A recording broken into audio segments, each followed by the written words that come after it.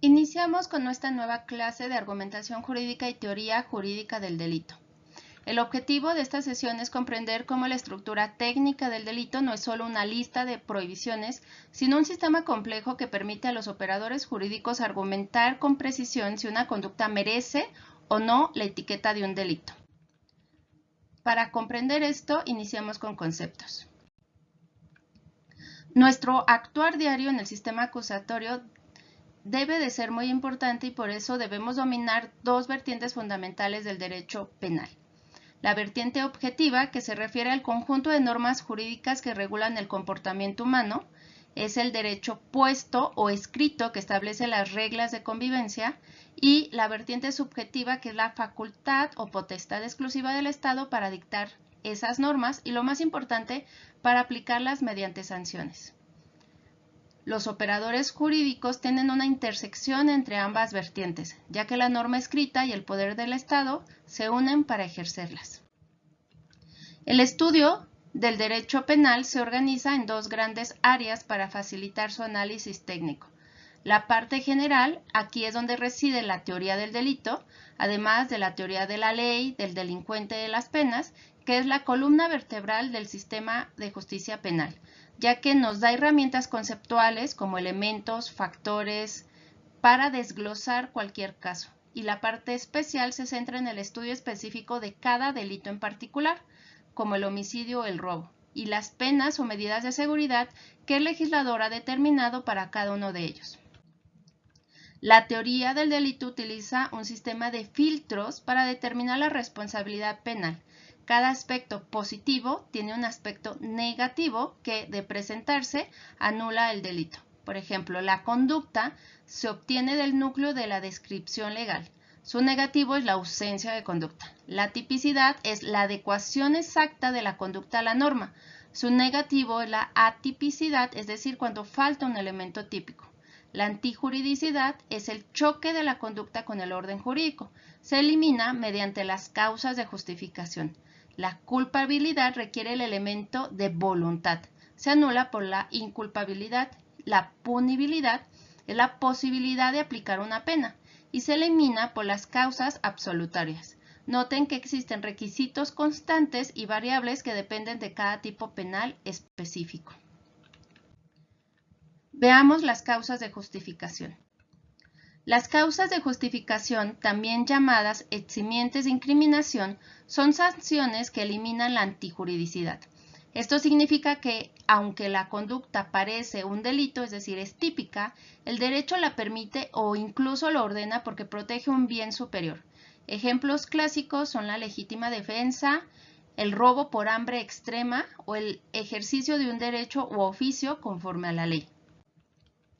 Basándonos en el artículo 15 del Código Penal Federal, el delito se excluye bajo ciertas condiciones técnicas.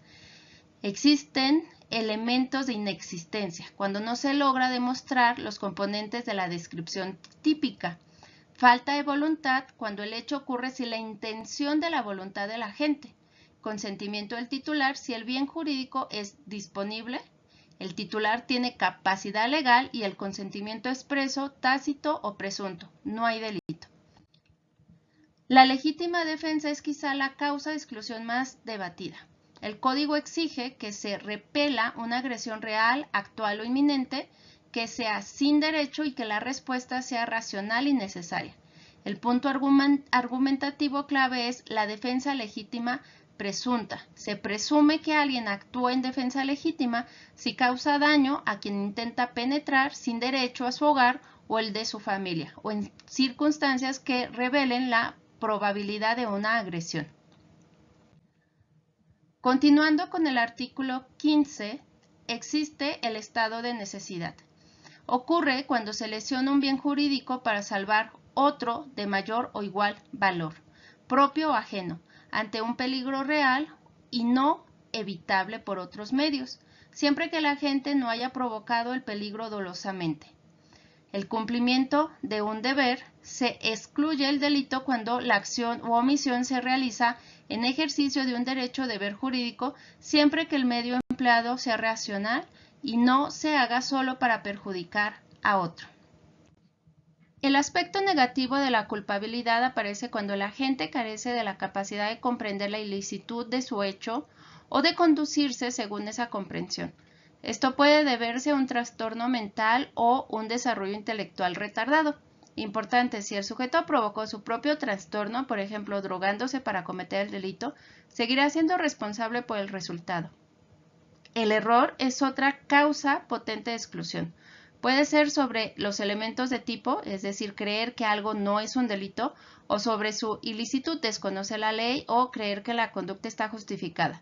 Si el error es invencible, excluye el delito. Si es vencible, se atenúa la pena. También se excluye cuando el resultado ocurre por caso fortuito, o cuando no era racionalmente exigible otra conducta al agente.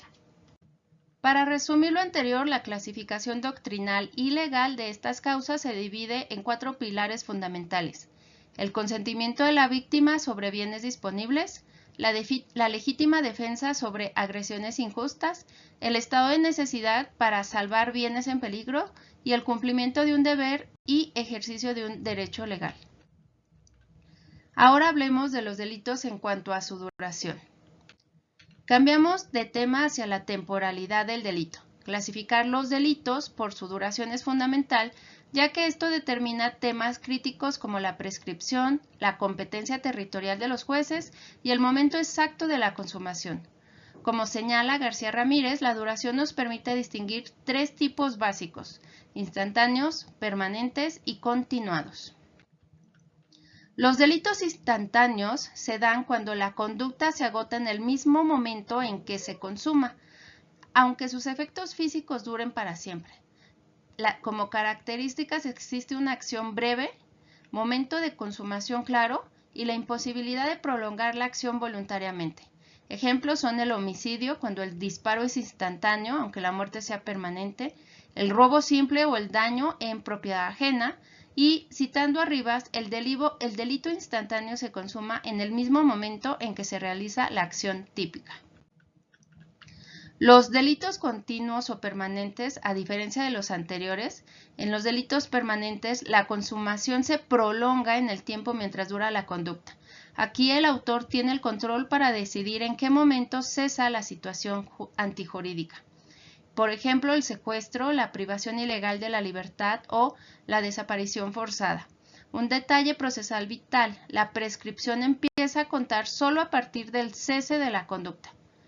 Es decir, la consumación subsiste mientras se mantenga la conducta. Los delitos continuados, aquí hay una pluralidad de actos que jurídicamente se cuentan como uno solo. Se requiere unidad de sujeto, identidad del bien jurídico y sobre todo una unidad de propósito criminal o dolo continuado. Por ejemplo, el empleado que roba 100 pesos diarios de la caja de su empresa no son 30 robos al mes, sino un solo delito continuado. Se diferencia del concurso real porque, como afirma Jiménez, todas las acciones responden a una misma resolución criminal.